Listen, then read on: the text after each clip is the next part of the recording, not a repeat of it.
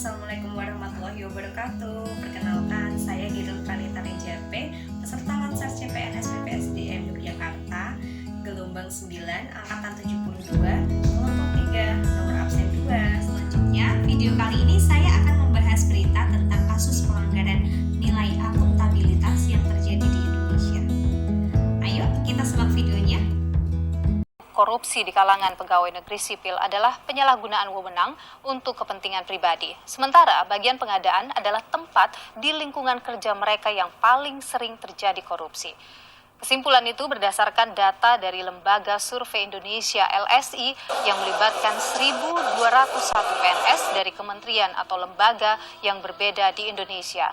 Selain korupsi untuk kepentingan pribadi, korupsi yang merugikan keuangan negara dan suap atau gratifikasi menjadi bentuk korupsi yang sering terjadi di kalangan PNS.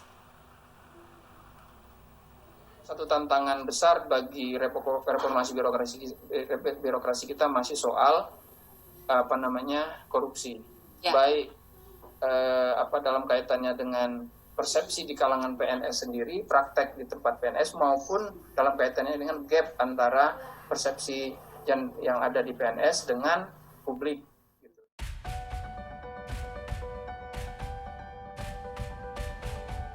Dari video tersebut, bisa kita analisis kemungkinan penyebab masalah dari kasus tersebut adalah: yang pertama, adanya hasrat kepentingan pribadi untuk meraih keuntungan lain di luar pendapatan para ASN.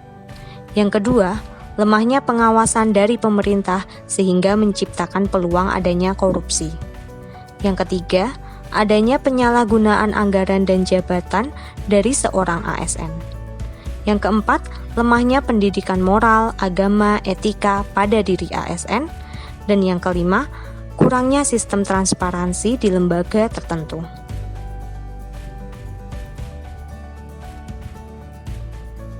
Dampak yang ditimbulkan dari kasus korupsi tersebut adalah yang pertama, dampak bagi negara.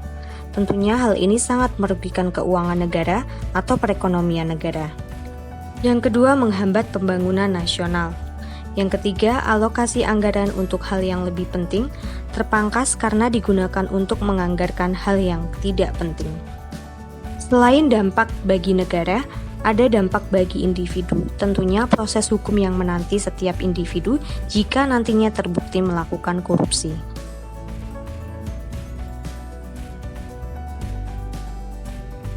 Solusi atau rekomendasi yang dapat saya berikan antara lain melakukan pembinaan agama moral dan etika bagi setiap ASN.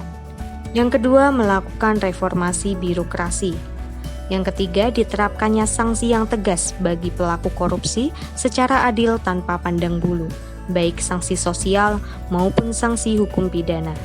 Dan yang terakhir, mengoptimalkan fungsi pengawasan atau kontrol yang lebih ketat dalam suatu anggaran di lembaga tertentu. Hal-hal tersebut tidak perlu dicontoh dan jadilah ASN yang akuntabel. Terima kasih, sampai jumpa di video selanjutnya.